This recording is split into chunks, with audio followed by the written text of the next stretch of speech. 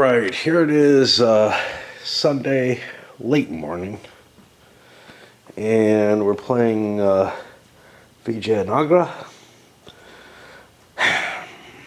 Where am I? It's a good question. Let me try to familiarize myself. We've gone through half the game already, 2 of the decks. It's not a long game. Most of the coin games aren't terribly long. We've got growth of rebellions starting to actually happen. It doesn't feel like, some kind of major revolt or anything like that. It's like this slow erosion. It doesn't really feel like the Sultanate is that much weaker or anything along those lines. And there's something coin-like in that, right? Like, coin games usually aren't this massive eruption of power all at once. It is meeting expectations in that way. Players, 2 people are eligible on this next card, which is the Siege of Warangal. And I had decided that because this is a stay eligible and money's so important, that it is actually of value for the Sultanate to take this event and move with it. I know I had made that decision. I don't know where else I am in my thinking. My way of playing things makes it harder to internalize the menus in these games, because I've been away a couple of days now. What was I doing? And so take that as you will. A dedicated single day of playing or whatever, which could easily get through something like this, would result in more comfort, I think. And I'm gonna probably be ending the game still not really comfortable, if most games of this nature are any indication. All right, catching myself with an issue here. These guys should be in revolt because this is under his control. That's important. Okay, so I get to end in a province. One thing I want to do is I want to seize control of this back, which means I need to get 4 pieces there. Trying to see if there's anything else I particularly want to do. I could get control of this. I could pick up and move my my dude. So I think what I'm going to do is this. 1. I gotta look at campaign. Select a route up to 4 spaces, including the origin. I may have cheated a different time. So I'm thinking 1, 2.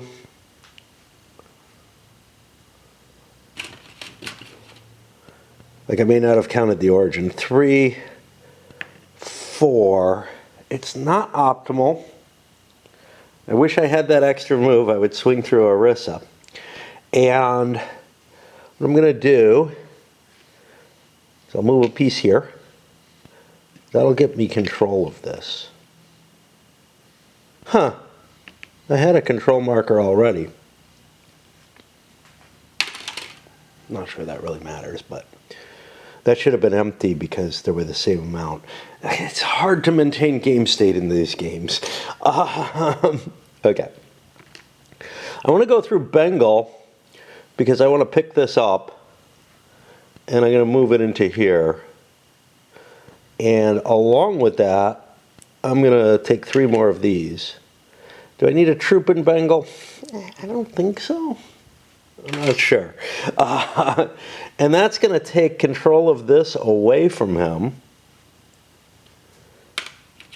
and give it to me. Not a tributary, but just control. And that takes a victory point away from him. I don't think I get any victory for control.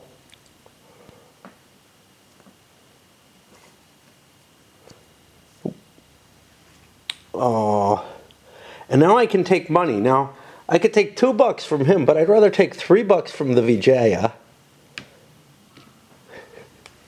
Because, hey, it's an extra buck, you know? Even though the bani are doing better, I still think I want the money. I want the money over anything else, and I'm draining more money from my opponent. And now I got to think about the bani because I just have no idea. Because I knew I wanted to do the event, I didn't know what I'd want to do as a follow-up, and you know the game state's different. I'm sure I know what I want to do. I want to go into a command and decree. That's going to eat up my chances on the next card because I need to trade. I don't have enough money. But in order to improve my trade, I want to migrate. Now I can only migrate twice because I don't have much money. But for migration, I want to get into other provinces. So trade gets me just money based on the number of pieces that are available. And then a lot of horses. But migrate, see, migrate lets me shift influence, but that costs $1. I would love to do it, but I don't think it's worth it right now, even though I could make my position more solid. So if I'm not going to do that, what am I going to do? When I migrate into a tributary, I get to go obedient. For good or ill, it's not absolutely clear to me which is more valuable. So let's pick 2 locations that I want to move my pieces into. This looks like a dangerous place, but I don't want to leave that, is the problem.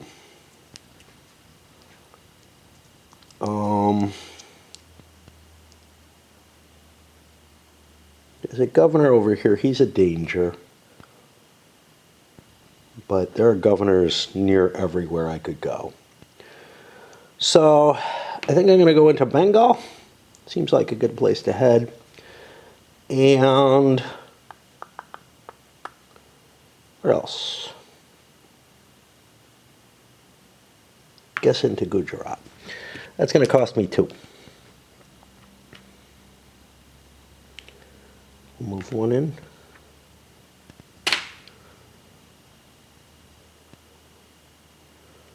We'll move 1 in. Okay. Technically, this should be in revolt, right? I don't know. No, this was neutral. Okay.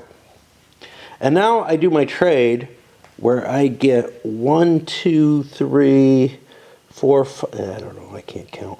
1, 2, 3, 4, 5, 6, 7, 8. $8.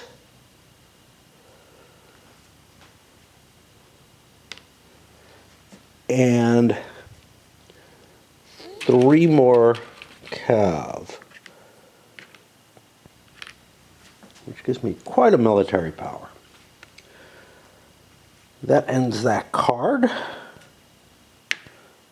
We recycle. We go in uneligible, and we pull another card. Another stay eligible of Gods and Kings. Got the order right. Telugu poet Srinatha revolutionizes the craft and weaves the tapestry of an empire, while Sufi devotional songs of Amir Khusrau praise the sultans in Delhi. The selecting faction draws a random out-of-play event card and places it face up near that faction's available box. Once this faction may execute the new event in place of one on a future card. Ooh! This is a who the hell knows? You don't get to do anything this turn. You get an option of a card that you can use that could be very powerful, but it could be bullshit.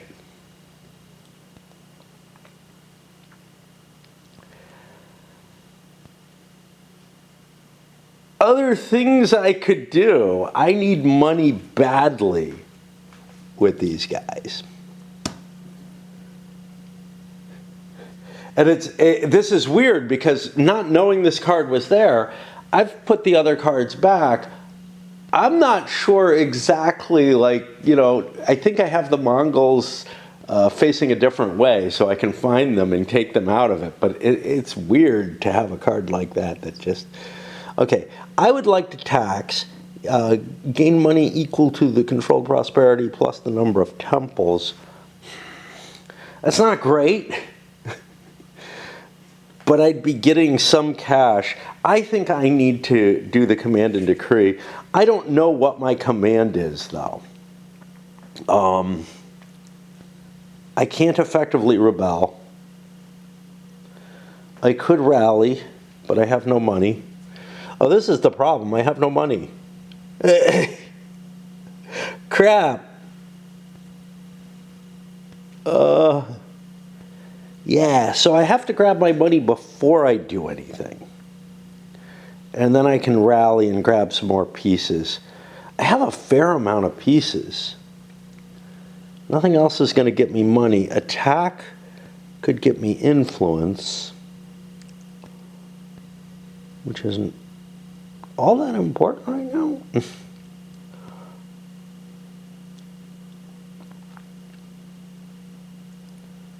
Only one Raja can support on his attack. The emirs and the sultanate pieces, you get 2 per. Huh, interesting. I really wish I could just build a temple. How about that? I could just throw a temple up here or something.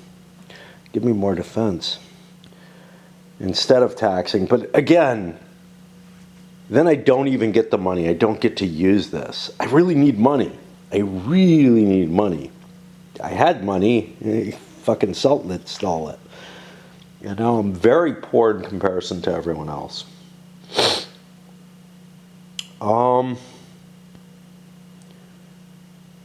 Okay. We're definitely going to collect the money first, because that's what we need to do. So that's $3-4. And now the question is,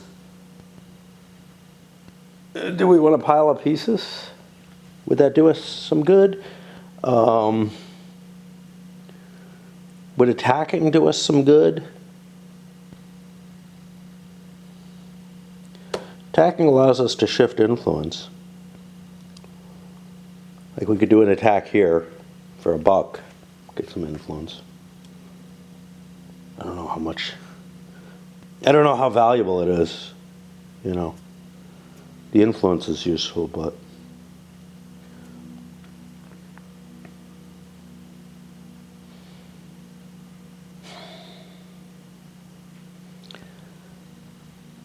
I think I'll just take more pieces.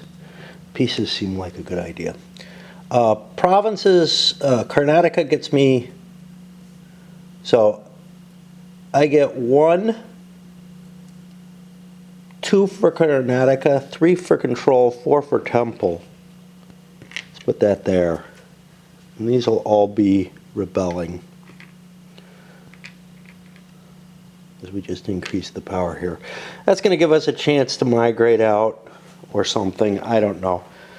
But it seems like getting lots of pieces is almost always useful in these games. All right. Got to think about the Sultanate. Is there something he really wants to do, or does he want to take a chance on that card? That really wants to do would be a limited command. That seems so much less valuable than taking the card. So we'll see what he gets. Got one that I remember for some reason, the Turquoise Throne. Stay eligible. He's probably not interested in Bamanis crossing the Krishna, but Telangana Nayakas implore allies to attack in one location with a blue, black or yellow may place up to 2 troops Rajas, and that's placed, so I could just gain them. And then free attack targeting blue, which rolls no dice to defend. This is a neat little card, and it's a stay eligible. probably will end up using that all right away. Now, what does it say here?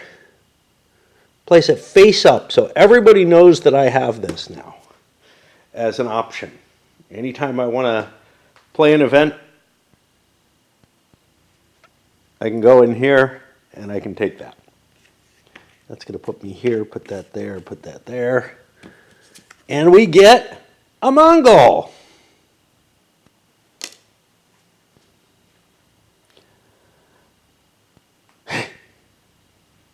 Let's grow. Boom, boom, boom. And then let's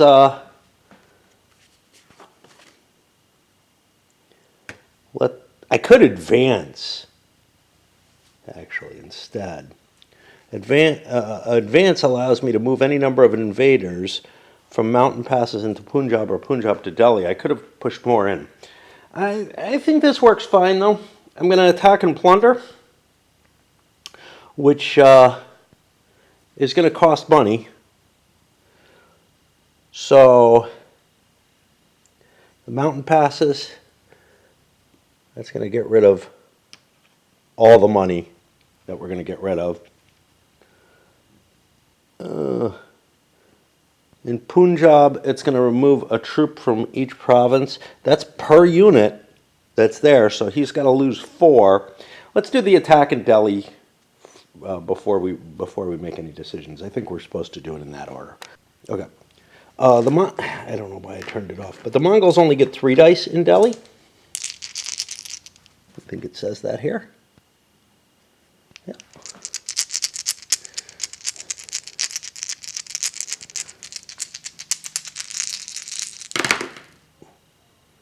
And they get 3 hits.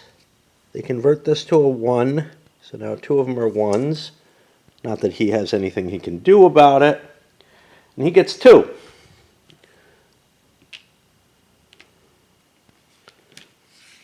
So that happens. Okay, now let's assess. We've already dropped the minimum there. In Punjab, it's going to have to be 4 troops removed. And in Delhi, that makes it 6 troops removed. And have I been cheating? Yeah, I've been cheating. There should have only been 3 in each of these, which meant less got down to Delhi. It's any troops beyond 3 return to available. The way it's worded, I thought it was under the if Delhi, but I don't think it is. I think it's everywhere. Okay, we'll just do that now. The hell with it, but we're gonna. Yeah, I don't know, because this would have been completely different. But let's just take 3.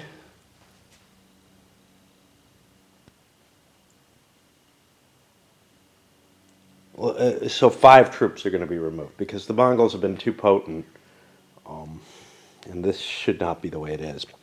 Where am I going to remove 5 troops? Oh, good Lord. It's got to be from provinces. It can't be from Delhi. No impact on eligibility, so we'll see the next card, which is going to be the last great king of the Hoysalas. Vijayanagara emerges from the crumbling kingdom of Veerabalala III. Gives him 2 soldiers, removes a tributary, and places up to 2 rajas adjacent to this city.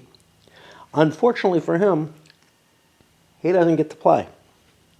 Delhi's armies plunder the Hoysala capital. +3 armies, up to 4 troops and a governor in a province adjacent to that, and demand obedience there. That sounds very powerful. This would presumably allow either of these, but demand obedience, I think, requires me to control the province and place a tributary. Yeah. So I would have to be able to control the province, which is going to be hard, right? What do I get? 4 troops and a governor, that would allow me to take this back. Very appealing.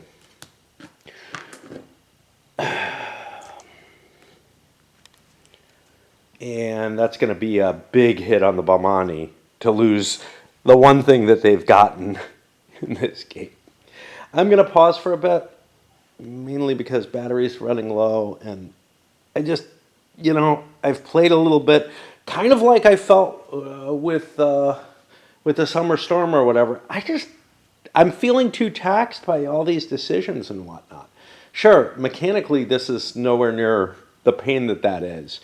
But when you hit me with too many figure this out each turn, when I have to make too many of them important decisions in a cycle, I'm not happy. That's not the way I like games to be. I like to make really big decisions less often, and then stuff that's just mechanically obvious, given the decisions that I've made. Where I don't have to puzzle over, well, what does this card do? What does this menu item do? What does all this happen? Eventually, these games do come down to a point where you figure out, okay, at least with the coin games, I'm not sure with this, but most of the coin games, it's like, I always pick A and D off of the list, and that's what I do by default, because that's just what works well, and the rest of the stuff is mainly not really applicable. But it will show up every now and then. Like if I'm in a certain circumstance where I can no longer do X, that AD combination that I want, I got to set up so that I can do it, or whatever, But in this one, I don't feel like there's anything of that nature, in part because I'm not trying to keep my victory points at a fixed level compared to everyone else. Like in the coin games, they almost all the ones that I'm aware of have a situation where, look, if somebody gets far enough ahead of the rest of the players, they just win. And therefore, you have to keep your victory points at a certain level. And likewise, just like with resources here, you're going to have to keep resources or their equivalent at a certain level, or else you can't do shit. This is harsher about resources than I think most of the coin games are.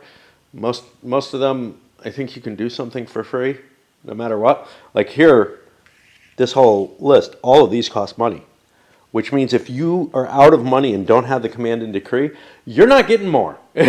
You're basically out for this turn, which, hey, you could pass and get money. I guess. It seems really shitty to get a buck, but at least you're still active, and you can build up money that way. I do forget about that because it sounds so pathetic, but it honestly is not that bad an option. But yeah, in most of the coin games, you're in a position where you have to maintain. There's a couple of things you just have to maintain at all times. So it's pretty easy. There's a thing that grows your position, which you want to do to keep your victory points in position, and there's a combination, that prepares you and helps you to do other things. Given how much, given that I've been cheating with the Mongols, I'm guessing the Sultanate is in real trouble here. Like, this is not a good situation for them.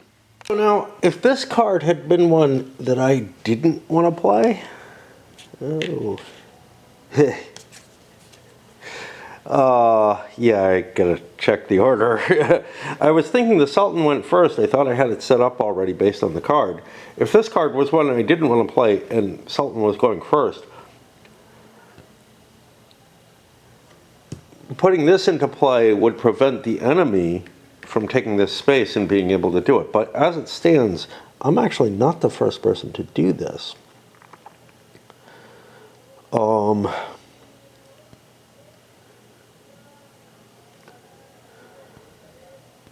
here's the problem. I could take the command down here and deprive the Sultanate of being able to play this.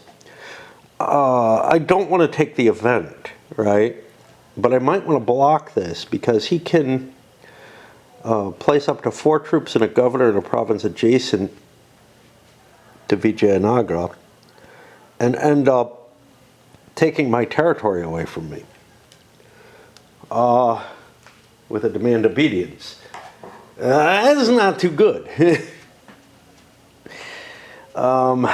However, is there a single command I really want to do? Could rebel. Could rebel. This is kind of nice, actually. I could do multiple rebellions. Okay. Somebody tells me I should be doing rebellions. I'm going to take command here and do some. With the tributary. Okay.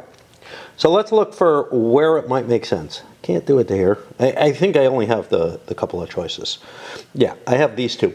I'll take both of them. And that'll flip these over. This tributary goes away. That's one of his. I gain one. Yeah, I know. I could do them both at the same time, but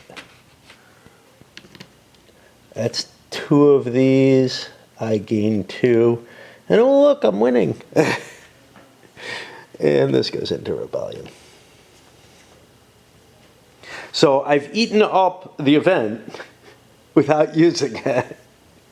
I would have loved to do a decree too, but I feel like this event is just too dangerous, which then puts me to the Sultanate, who's low on cash. Collecting tribute is not that good, though. That's the problem.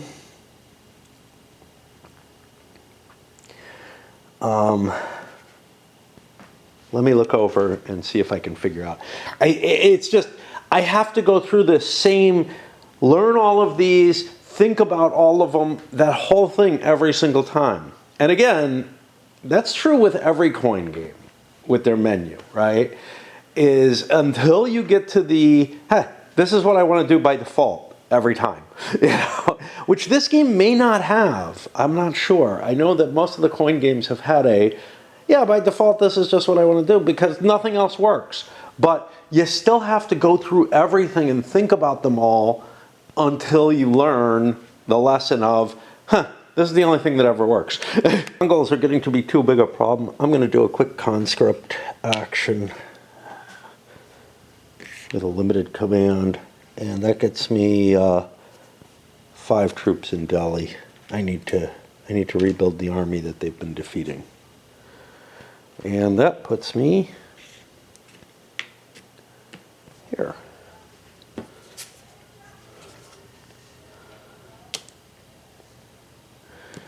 Eastern Ganja Dynasty. Prosperous kingdom falls into decline. Okay, so this is going to help one of the 2 upstarts in Orissa or one adjacent province. Orissa adjacent. They can freely migrate, then free rally, then build. That's a nice combination of actions. So it would be a 2 limited actions and a decree, which is not bad at all, but it does cost me my action. But first, as Sultanate invades Orissa, in Orissa I can remove a temple or fort, place a governor, a kasbah, up to 2 troops, and a tributary marker. This is big. This allows me to put a tributary where I couldn't normally put one. On the other hand, I've got this free here.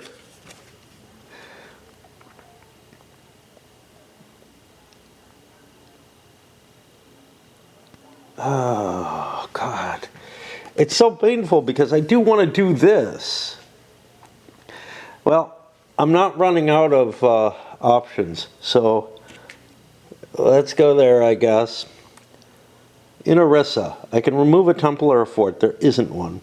Place a governor. A Kasbah, not a Kabbalah. Up to 2 troops. And a tributary, taking the point back. Without control. Now, I actually had control, but that's pretty massive. And now I got to look at the menu again and think real hard. And again, this is what I don't like, is it's like, at this point in a game, I'm used to...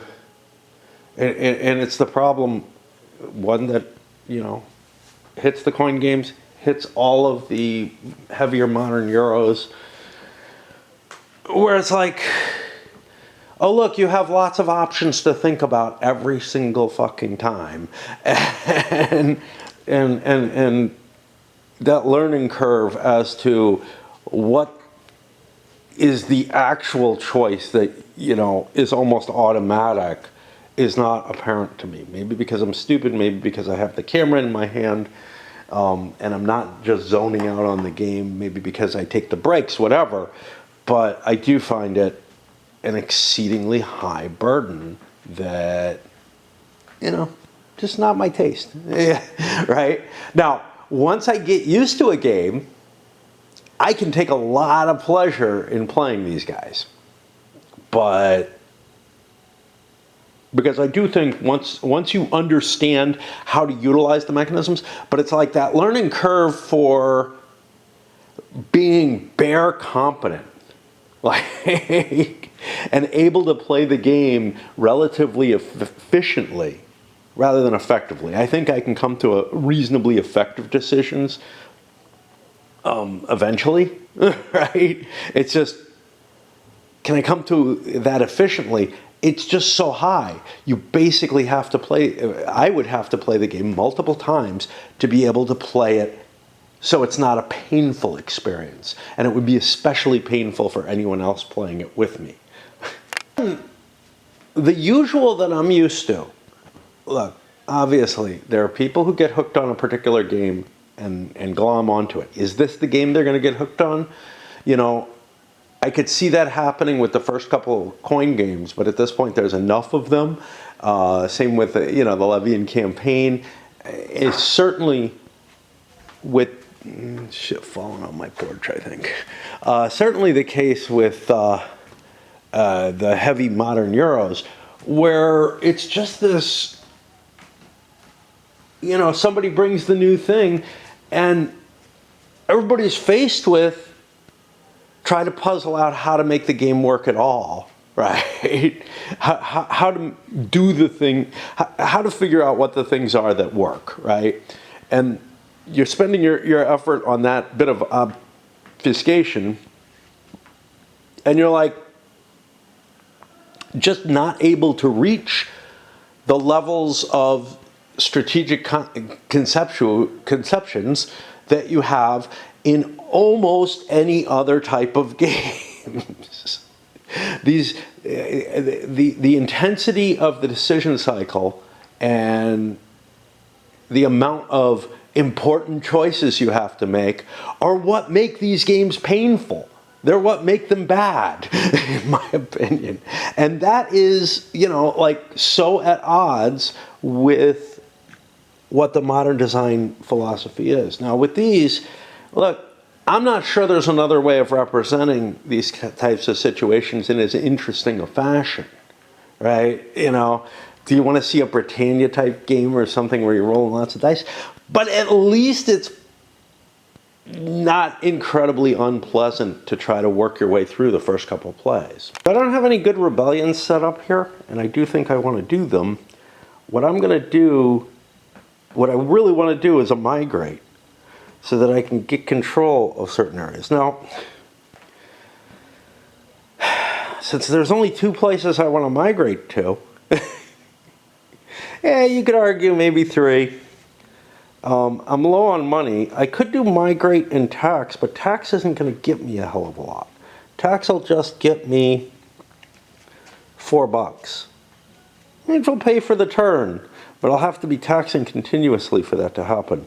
I'm going to keep myself open with the limited command and just do a migrate. We'll do that. And that cost me $1. Right? Yeah. And that's the problem. At some point or another, I'm going to have to tax again real soon. That resets, and we get another card. And we get the order right. Commercial Port of Goa. Struggle for critical maritime routes. The faction with the greatest number of pieces adjacent to Goa.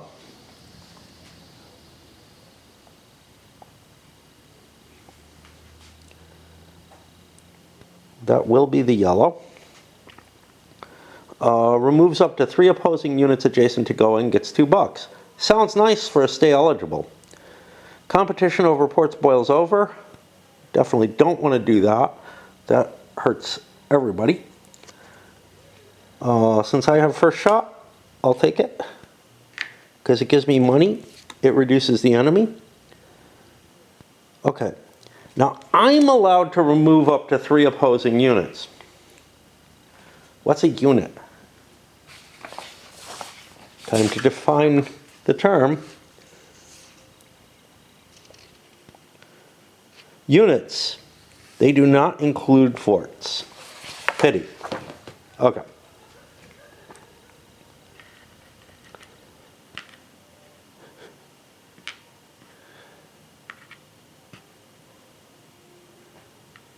Is this what I want to do? I don't know. I don't know if he's in the lead. I feel like he's in the lead because the Sultanate has gotten screwed by the Mongols too hard. Yeah, let's weaken him a great deal.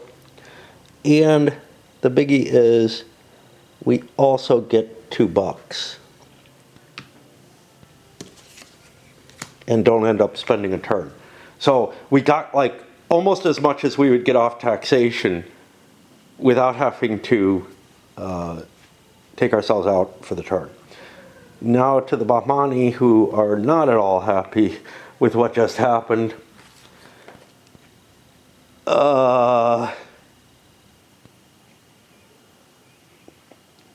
I don't know. The stronger conspire available, but I look at it and I'm like, that just doesn't seem that impressive. 1 or 2 provinces with or adjacent to one of my pieces. Replace a governor or raja with an emir. Okay. Seems pretty minor.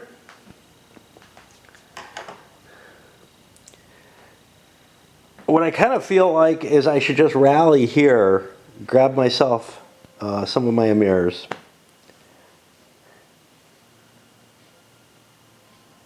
Because, yeah, I think I'll just do the limited rally. And that gets me, what, like 3 pieces? It's still not much. 1 emir, 1 if it's that province, and 1 if I control it. So let's rebuild our faction. They got badly decimated. And everybody's available this time. For this next card, which is another free one, Center of High Culture. Bahmani Kingdom attracts great minds from afar. Culture flourishes in the Decan. I get influence for each province containing... Whoa! That's huge. But I'm so far ahead already, I don't really care.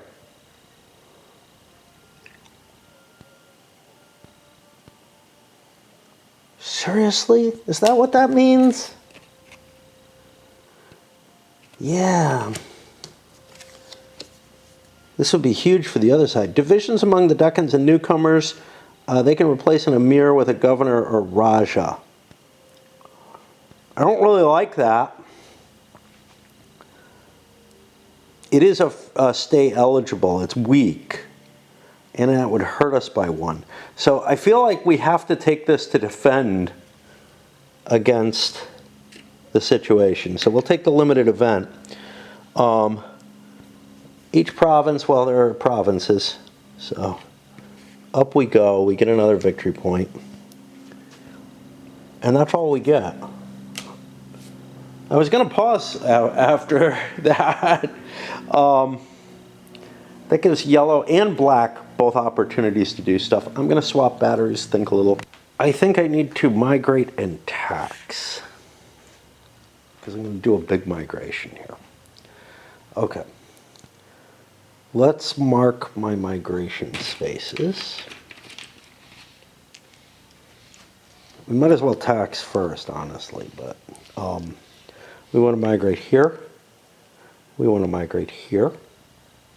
We want to migrate here. So that's $3. We're also going to spend 1 on influence, so that's 4. That's all our money. So let's tax first, which is 4 more bucks. And we blow it all in this big activity, right? So here, we were going to spend 4. Well, 3 to begin with. Here we need to move 1 in. He goes this way. Here, we're going to move 1, 2, 3, 4 in. Right there. And just take that.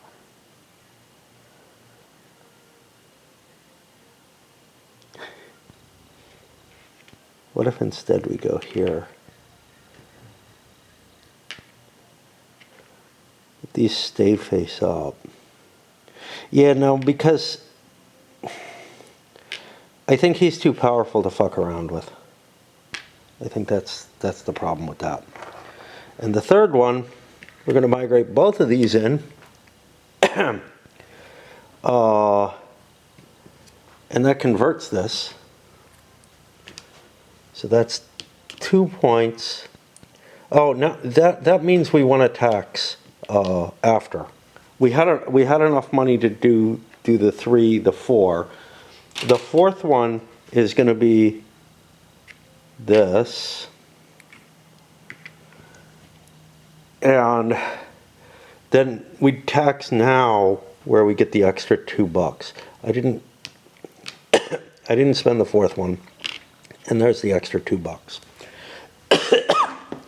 So that was a pretty powerful move. Improving our tax base as well. And that'll put it on the Sultanate, who doesn't have anything they can do except freebies. Do I want $3? I mean, maybe $3 is better than any single action we could take. We do have govern, which is appealing here. That costs me $1. Do I have a source of money?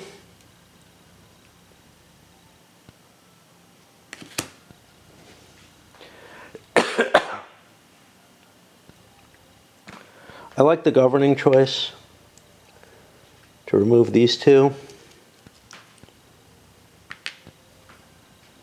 Put the Kasbah in.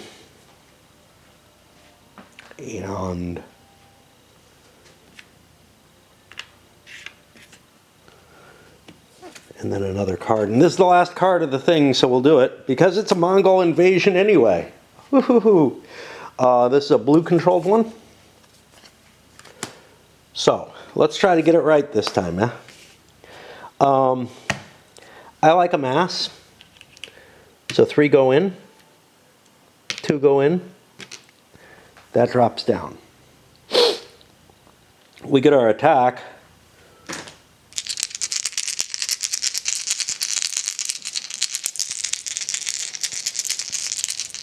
We can throw more shit into Delhi instead of attacking.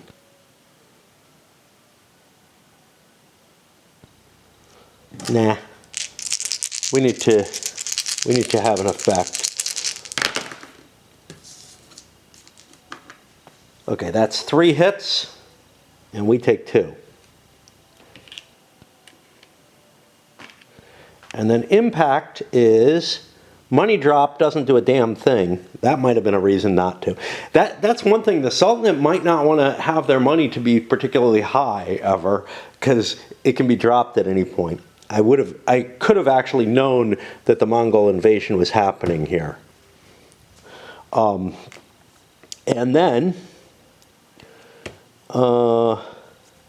that's going to be 4 troops are destroyed, and then these 2 go back. So, yeah. Now another sequencing. The Lords of the Decan. Renewed focus on infrastructure. May spend $3 to shift the thingy in either direction. This can be taken up to 3 times. I don't have any money. Fuck that. Trade network covers the Decan. Okay, so blue could do the same. $3 for an influence. Shit, man. That's a lot of money. I'm going to hold off on it. And then yellow has the same option with vast unifying medieval metropolis. Again, $3 for an influence.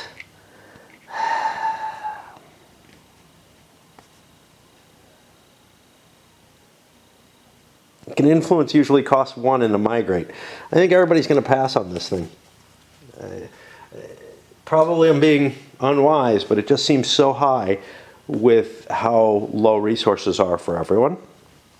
And that means we are at the end of the 3rd deck. We're going into the 4th. The 4th is the Timid invasion. The first card, I think, doesn't do anything, but then the Mongols attack in mountain passes, no plunder. Then any invaders and any forces from either side push into the Punjab. Then they attack in Punjab. Then any invaders and remaining soldiers move into Delhi. Then they attack in Delhi. And then they continue to attack in Delhi until there's no invaders. At the aftermath, the victory points will be 3 minus the number of invaders left in Delhi. So a big Mongol force here will take their victory point total way down up to, I think it's -3, yeah, down to -3. But if I wipe out the invaders, it could get 3 extra victory points. I don't know what happens on the first Timur invasion card. It may just be the, hey, they're preparing, you're warned, you know, the game could end. Take a look at the victory conditions for everyone else. They seem to be about equal. Let's take a look. Controlled provinces, forts, and that. Controlled provinces, 1. Fort, 2. 3, 4, 5. Why am I so high? Why am I? I was going to do a tally thing there, but it doesn't really. Controlled prosperity. Okay, so 2, 3, 4, 5, 6. Yeah, this track has gotten out of. I think this was here. I'm not sure. God damn it. I could just rewind, you know, and look. But, yeah. This is what goes wrong when you're tracking things on a track, right? I'm trying so hard to obtain the state for what the actual victory conditions are that I might be moving something that can't be calculated. Controlled prosperities, temples, and that. So 2, 4, 5, 6, 7, 8. So there was a point that wasn't accounted for.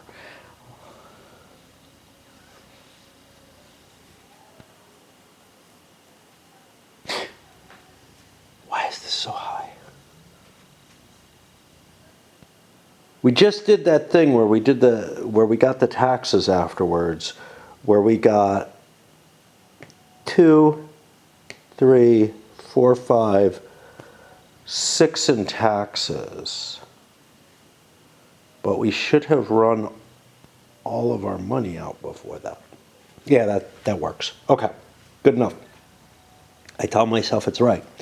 What that means is the next era, the final era, will begin with stone temple chariots. This is a stay eligible. Chariots carry representations of Puranic Hindu gods, may freely migrate to 2 locations, replacing a unit with a Raja in one of them. That's kind of nice. The free migration also does allow for an influence increase and decrease. Cultural development draws interest. Sultanate and bani can place up to 2 units in each province with a temple. So yeah, they would be throwing effort in against the Vijayanagara, which I still stumble over. Just like the menu items, I can't remember the name of the game. Okay, that's it for now. I feel like it looks like the Vijayanagara are doing very, very well now. But there's still a point behind the Sultanate. There's the danger of the Mongols, or the Timurids.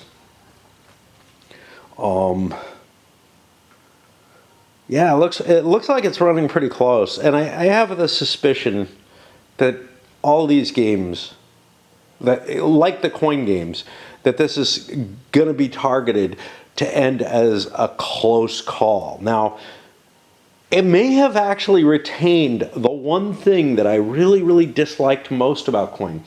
The one thing that I grump about it a lot, at least. I don't know if I dislike it. I have a weird feeling about it, which is that the fact that the game keeps the victory point markers close in most of the coin games, because otherwise the game's over, which isn't the case here. But the fact that it does that means that in the coin games, it often just comes down to, because nobody can get an automatic victory, that last card.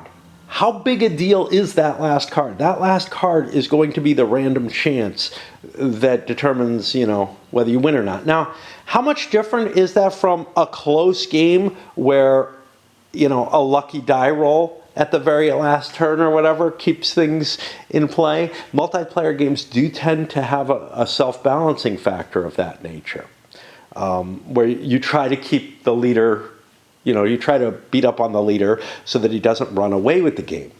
Well,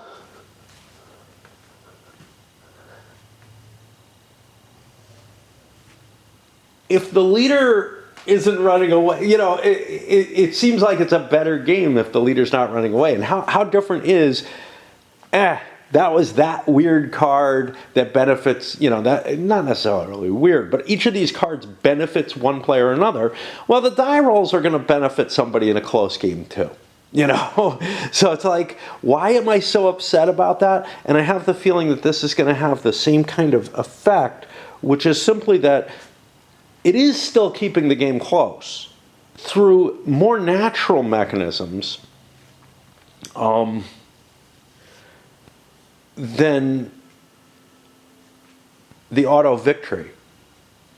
The easy to, I think the real problem with coin is that the auto victory is easy to achieve, is my gripe there. But I see the same kind of impact of this. Yeah, but won't this always come down to who gets the edge on that first card? Now, the neat thing about it, on the last card, the neat thing about it is that last card, first of all, it's unknown, because the game ends after the Timurids come in. So you don't know you're facing the last card of the game there. Is that the case? I'm trying to remember if that's the case with most coins. I can't recall. But also, The person who and this is similar with the coins. The person who gets the advantage off that last card isn't always clear, right? So the first person gets the advantage of being able to pick the big event if they want it, or the bigger action without paying a price, or whatever. But the person who goes later gets last licks. They can see what the entire board is and can absolutely calculate out, do they have a chance of winning, etc. So it's a fuzzy concern. I just have always kind of looked at, coin comes out down to what the last card drawn is, and this may well do so in the same sort of fashion. You just don't know which card is the last card. So like going late on that last card, well, going anywhere on it doesn't really make sense, because it doesn't really give you a huge advantage, because you don't know that it's the last card, so you're not sure whether to pick something that will make you ineligible for the next card. So that is an interesting factor to it. It feels like there's this big luck factor right at the end of the game in all of these. Anyway, up it goes.